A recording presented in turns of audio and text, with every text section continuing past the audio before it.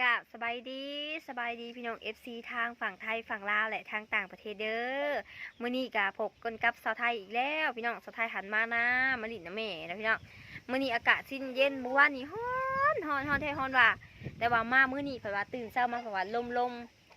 มเย็นบ่อยๆอยู่มาหน้าประเทศแห้งเย็นพี่น้องย้อนว่ามีแต่กกไม้กกตอกบ่มีเฮือนคนบังเด้พี่น้องลมมันก็เลยหลวงมาเที่ยงมันก็เลยเย็นสบายเย็นเจาะๆอีเนาะอากาศแบบนี้ก็คือสีเป็นตานอนกินข้าวแล้วก็นอนกับคักเลยเห็นจังเนาะแต่ว่าสำหรับแม่สาวไทยนี่โบเด้อพี่น้องเด้อโบว่าสีแดดสีลมสีฮ้อนสีอีหยังสำเร็จกระยาเพิ่นกระเห็ดสวนคือเก่ามื้อนี้เนาะเดี๋ยวสิพาพี่น้อง FC นี่ลงไปเบิ่งสวนนะเพิ่นตอนนี้เพิ่นกำลังหดสวนอยู่หดสวนต้นสวยพี่น้องเดี๋ยวเราไปเบิ่งกันเนาะลูกสาวนี่ออกมาลิ่นกับโบเมนยังดอกพี่น้องออกมาลิ่นออกมาเปิ่งเพิ่นเฮ็ดเวียกโมเมนต์มาซอยเพิ่นเฮ็ดเวียกเด้อมาเบิ่งเพิ่นเฮ็ดเวียกพี่น้องป่านนี้เฮาไปเบิ่งกันว่าแม่สาวไทยนี่เฮ็ดเวียกมื้อนึงนี่เฮ็ดอีสังแน่นะพี่น้องเนาะเปิดมาเลยพี่น้องเริ่มแรกเนาะเริ่มแรกก็แม่นเพิ่นนี่มาเกลือเป็ดเกลือไก่เนาะเกลือไก่หลังจากเกลือไก่แล้วเพิ่นก็เกลือหมูเกลือหมาไปนี่เป็ดไก่เพิ่นก็หลายได้เป็ดไก่เพิ่นไก่น้อยนะในคอกขนาดไก่น้อยแล้วก็เลี้ยงหมูพร้อมพี่น้องแม่สาวไทยได้ซื้อหมู2 โต๊ะมาเลี้ยงเนาะเพราะว่าบอนอยู่เพื่อนนี่ค่อนข้างที่จะหลายสะไทยกาตัดบอนให้แม่สะไทยต้มแต่ให้อันต้มใส่ข้าวให้หมูพี่น้องคันสิเกลือแต่ห้ามกะมันเปลืองมันหลายตังค์โพด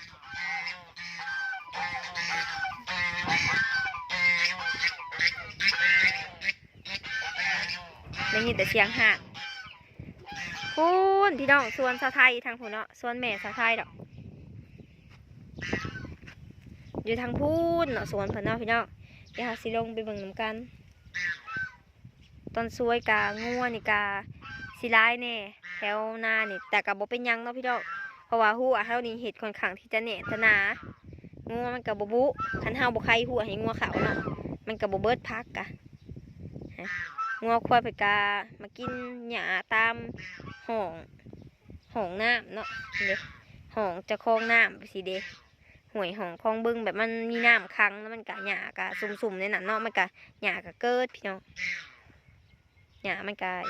สีเขียวๆเนี่ยแถวนี้นะคันแถวอื่นขึ้นไปบ่อนที่บ่มีน้ำเนาะคือแถวทางเทิงนั้นหญ้ามันกะอยากตายไปแล้วมันเป็นหญ้าตายมันเป็นหญ้าแดงไปแล้วเนาะทั้งนั้นนะเพราะว่ายามนี่ก็เป็นยามแดงแล้วพี่น้องเดือน3 เดือน 4แล้วจะไหนนี่แต่จะไหนกับสงกรานต์จะไหนกับปีใหม่แล้วเนาะไปเดี๋ยวเราลงไปเบิ่งจะไหนพะวาโคสวนแล้วไปเบิ่งภาพบรรยากาศสวนนำกันเด้อพี่น้องเด้ออยู่บ้านอยู่ไหอยู่หน้าอยู่บ้านนอกคอกนานี่แหละบ้านเฮาก็คือบ้านเฮานะพี่น้องเนาะบ้านเฮาก็สำบ้านเฮานี่ภาพบรรยากาศบางคนนี่อยู่ไทยอยู่ยังนี่บ่มีเด้อบรรยากาศแบบสิเด้อพี่น้องเอ้ย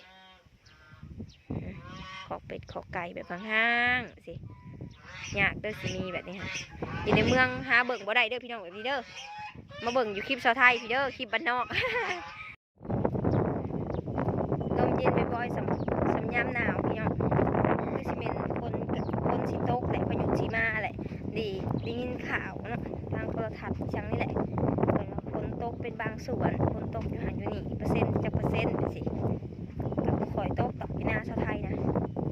ฝนมีหลายปานใดหากตกบนอื่นเลยคันตกบนอื่นเลยอยู่พี่นะเย็นพี่น้อง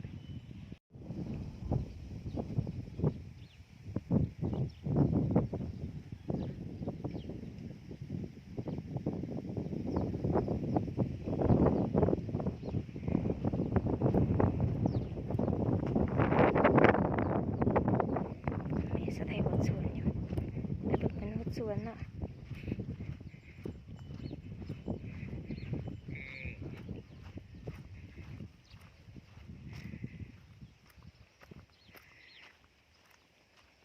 เอาน้ำในอัน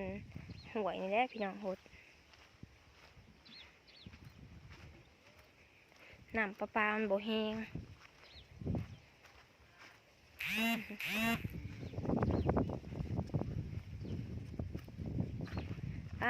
ดุอะไรเนาะ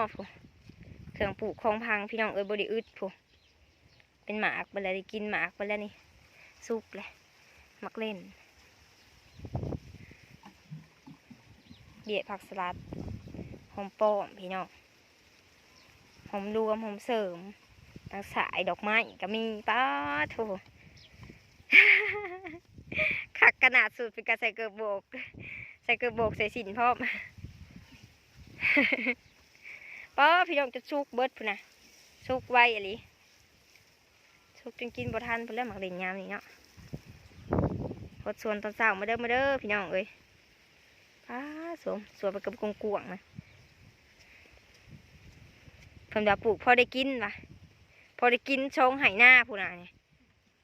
จนได้ขายพุ่นแล้วดอกไม้ก็สวยขนาดดอกไม้มาลิ้นนะแม่มาเบิ่งแม่เห็นวิยัก มันมาช่วยแม่ได้ คนพัก หดพักพี่น้อง เขาเป็นสายกับบุ้ยเด้อมาเด้อเพื่อจะได้ไปกิน แม่สะไทยว่าผู้ใดอยากได้มากินอันไปกินก็เอามาเอาโลดเด้อนี่บุ้ยแต่มักเล่นมักเพชรผู้เอาแต่ตั้งสายมาเอาแนวอื่นก็บ่ได้ ชุบไปเลย ผักก็เป็นราคา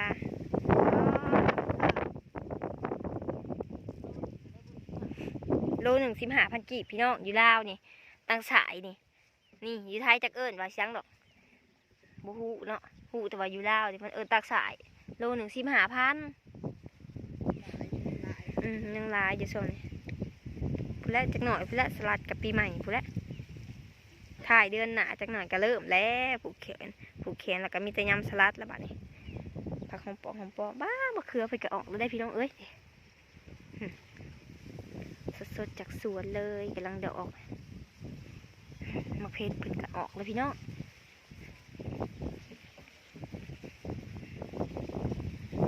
ตัวผู้มักดอกมักเล่นก็มีแต่หน่วยตุ้ยโถพี่น้องส้มตำได้เนาะเห็ดส้มตำกินเลยพี่น้องตำมะหุ่งบ่เนาะ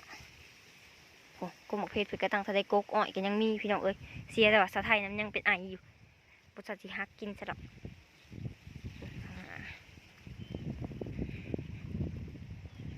น้ำก็ออกข่อยแห้งพี่น้องเอ้ยแต่ก็เลยอาศัยแบบน้ำอยู่ห้องมะฮดนี่น้ำออกค่อยน้ำปุ๊มีหอดหมกโมบ่หรือหมกแตงอันนี้เครื่องโมบ่หรือหมกแตงต๊อกพี่น้องคมกับจนให้มันออกลูกออกหลานเห็นเพื่อสิเอาแนวมันไว้พี่น้องเพิ่นกับสิหวานไว้กินจังหน่อยเพื่อแยามผลเพิ่นกำลังเอาในมันกำลังแก่นะผักอีตูโพดโพผักอีตูนี่จนดอกจนเบิดอันนี้ก็ไว้เอาแนวอีกปลูกเอาแนวเด้ออันนี้เนาะอันนั้นก็เป็นข้าวหมกบวบเพิ่นพี่น้องจนได้ขายมะบวบเพิ่นกันเลยมะเขือมะแข้งเพิ่นก็มีแต่กกมะแข้งเด็กเป็นหมากเลยพี่น้องป้าโตความมาเมสไทยดูพี่น้องมีครบเบิดชวนเมสไทยนะหัวเส้นกอกหัวไก่หัวขาดอกหมอกดอกไม้ก็มีเย็นสบายขนาดนะเฮ้ย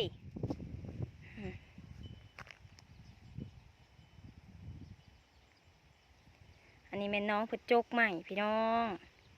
เพิ่นเอารถจกมาจกให้มันเลิกเผื่อจะได้เลี้ยงปลาไปขายพี่น้องเอ้ย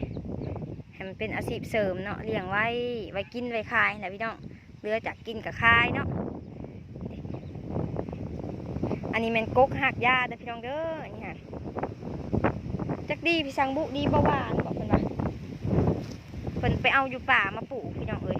เด้หมากมันจะเป็นประมาณนี้เลยนี่ผู้ใดมีก็เก็บหักซาไว้เด้อเด้อนี่เพิ่นไปเอามาเพิ่นก็เอามาตากแห้งไว้ลำมันหักมันมาต้มกินจักดีพี่สังดีบวงบวานเนี่ยแล้วก็ลายอันพันแนวพี่น้องอยู่หายอยู่หน้ายามแรกกสิประมาณนี้พี่น้องกสิบมีกุ้งขับกสิมียังหลายเนาะ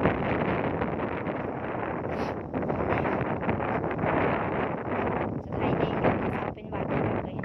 วัดนี่เป็นยังถือว่าเศร้ายากประเทศอะไรสาวไทยนั้นไอจนเมื่อย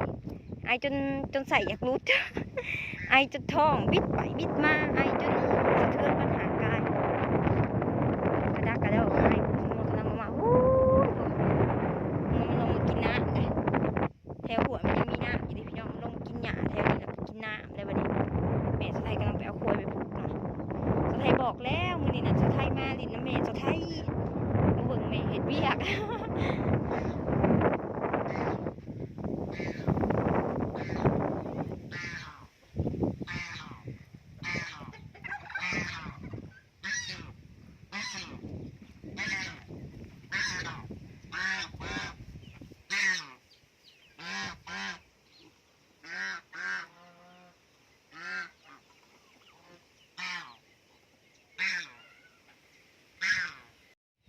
หลายๆคนก็อยากมาใส่ชีวิตแบบแม่สาวไทยนะพี่น้องเนาะใส่ชีวิตแบบแม่สาวไทยนี่เมื่อยเด้พี่น้องได้เห็ดสวนเห็ดไร่เห็ดนาเนาะแต่ก็ได้เลี้ยงปูเลี้ยงปลาเลี้ยงเป็ดเลี้ยงไก่อีก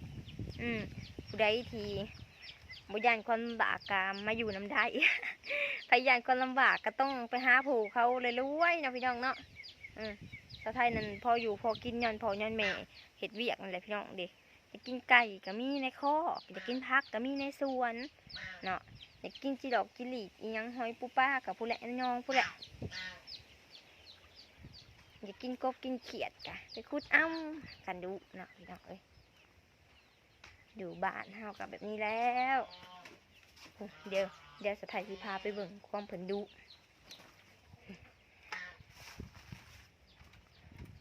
นี่พี่น้องอันนี้ค่ะเป็นผักบัวพี่น้องผักบัวแบงผักบัวหัวแดงเด็กงามเลยพี่น้องอันนี้หันเมนสะไทยหันปลูกเองเลยในตั้งแต่ช่วงแบบแล้วเขาแล้วน้ำเห็ดชวนแล้วไปแหละเห็ดหัวแล้วเราเป็นกระปลูกเลยอันนี้ปลูกแล้วก็มันกระเพาะแล้วพี่น้องเพแล้วก็เป็นกระปะน้ำเพิ่นก็เอามาหมัดลูกเอามาหมัดปะไว้แบบซี่เอาไว้ไปเห็ดแนวเนาะบาดหนามื้อนี้เนาะเพิ่นก็ได้เอาไปปลูกแล้วประมาณ2-3 หมัดเพิ่นก็ตัดหัวมันตัดท้ายตัดหัวแล้วก็เอาไปปักลงดินปักบัวปลูกขยายแนวไว้กินไว้ขายปีใหม่จักหน่อยเนี่ยพี่น้องเนาะสงกรานต์ก็ใกล้สิฮอดแล้วไปซื้อผักตลาดมันแพงพี่น้องเอ้ยก็เลยปลูกเองกกมะม่วงที่ว่าอยู่แต่โดนในนี้ก็ดอกแล้วพวกนี่ดอกแล้วได้พี่น้องเอ้ยตะกี้ถ่ายคลิปผัดมีแต่ว่าโอ้สิหมากอยู่บ่ได้ถ่ายคลิปแต่ละเถื่อหาสิหมากสิบ่สิดอกอยู่บ่คือบ่เห็นดอกเห็นหยังเดี๋ยวนี้ก็มีเป็นดอกแล้วก็หมากกระจับแล้วเด้ฮะ4-5 หมากกระจับแล้วเด้ฮะในป่าเนาะสิได้กินเลยอันนี้มะม่วงอันนี้มะม่วงยังนะมะม่วงแอปเปิ้ลเนาะม่วงหน่วยใหญ่เลยพี่น้องเขาว่าเอาไว้กินสุกหาแซ่บแต่ว่ากินดิบนี่สิบ่แซ่บมันสิคิ้วเหมือนว่าเนาะ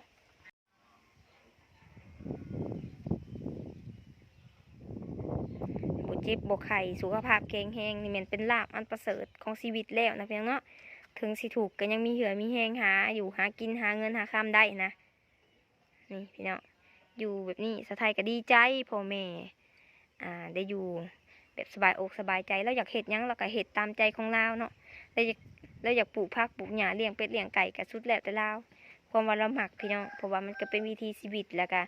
มันก็เป็นสิ่งที่เราเคยเห็ดมาตั้งแต่น้อยตั้งแต่พ่อแต่แม่เราเห็ดเนาะแล้วก็สืบทอดมาเห็ดแบบซี่ก็ถือว่าบ่ได้ลำบากขนาดนั้นนะพี่น้องคะแนนเฮาดูฮะนะคันเฮามีความคิดบ่ขี้ข้านเฮาก็มีอยู่มีกินถึงเฮาสิบ่มีเงินในกระเป๋าเฮาก็ยังมีปลาในหนอง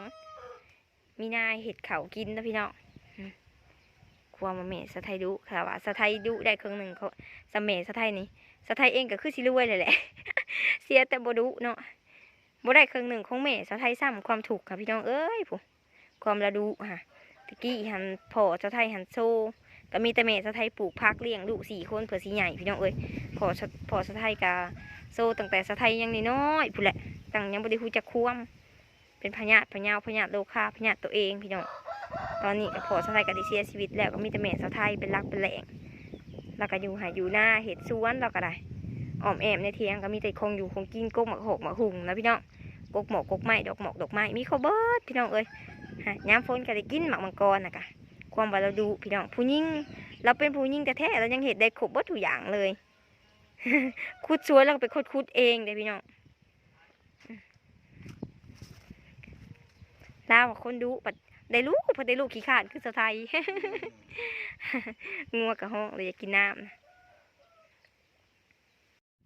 เบาลายใหญ่หักมาพี่น้องไปหาใหญ่งัวแม่สะไทยเป็นใหญ่กล้วยสะไทยก็สิเป็นใหญ่งัวเอางัวกินน้ำคือว่าห้องหม้ออยู่มันอยู่บนเก่ารถมันกับบ่มีแนวกินเลยเนาะมันอยู่บนเก่ามันกับบ่กินเนี่ยใส่มันเห็นบนแหล่แทงนี่นะก็เลยบ่กินงัวกับปล่อยพี่น้องเอ้ยปล่อยไปแหละยังกับตัวผู้ตัวเดียวนี่แหละย่านมันไปตัวที่มันนะตัวผู้นี่มันสิไปน้ำตัวแม่ได้มันสิไปน้ำตัวแม่นะ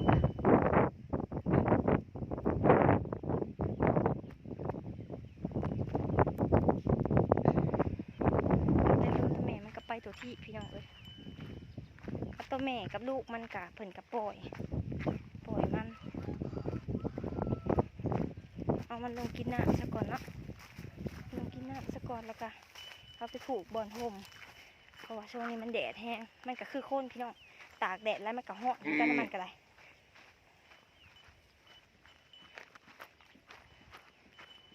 ตากแดดแล้วมันก็ฮ้อนมันก็อยากกินน้ำกินในมาไว้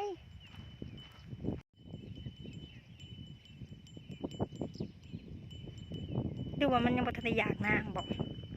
มันคือบ่แล่นสัตว์ใส่น้ำเลยสิกินอยู่บ่น้ำนะฮะกินเลยเองพาไปปลูกบนอื่นได้นี่พาไปปลูกบนห่มได้เฮ้ยในที่สุดก็กินแล้ว ถือหายไปยักเกี่ยวกินสิไปผูกอยู่ห่มนี่ เพิ่นยังบ่ทันได้อยากแห้งปานใดเพิ่นยังบ่ทันได้กระหายน้ำเนาะเพราะว่ามื้อนี้มันก็ลมแน่อากาศมันอยากเย็นหั่นน่ะพี่น้องเพิ่นก็เลยบ่อยากกินน้ำปานใดแต่ว่าก็กินเนาะมีแต่เพิ่นโคโลตัวเดียวนี่แหละผูกไว้นะตัวผูกจังได๋สิไปนำตัวแม่มันสิไปหาหญ้าจักสิไปหญ้าไผกราบขอบใจพี่น้อง FC เบิดทุกๆคนทางบ้านเด้อพี่น้องเด้อที่เบิ่งจนจบคลิปเนาะสะไทยเองก็มาซอยแม่สะไทยจูงงัวน้อยนึงเลยพี่น้อง